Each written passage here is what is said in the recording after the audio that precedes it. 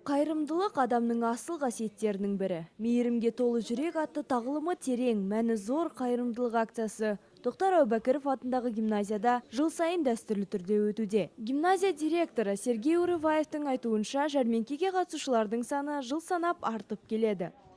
Сегодня в преддверии Дня независимости Республики Казахстан. Бүгін жаңа жыл қарсаңында біздің гимназия оқушылары ата-аналарымен бірге қайырымдылық акциясын жүргізуде.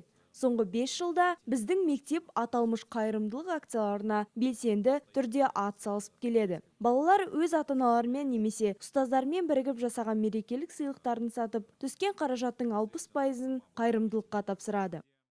Гимназия оқушылары үшін Ұлы Отан соғысы ардагерлері мен тыл еңбеккерлеріне қамқорлық таныту, қайырымдылық акцияларын ұйымдастыру ізгі дәстүрге айналған. Алайда бұл игі бастаманың басқа шаралардан өзгешелігі мол. Себебі бұл шараға оқушылар және ұстаздардан басқа ата-аналар да балаларына үлгі болу мақсатында аталмыш шараға атсалысты.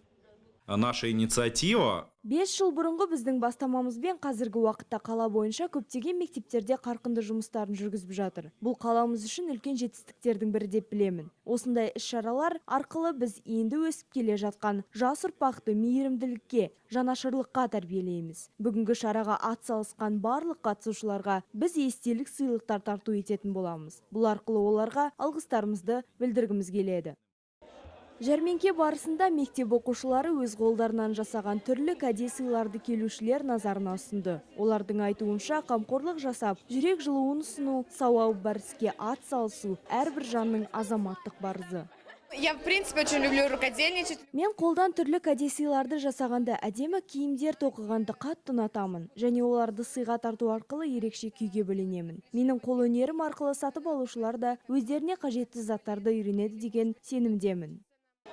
Айта кетейік, игі шара осымен 5-ші жыл қатарынан өткізіліп келеді. Биылғы түсім алдағы жылдармен салыстырғанда едәуір жоғары. Қаражат Ұлы Отан соғысы ардагерлерінің керек жарақтарына жұмсалмақ.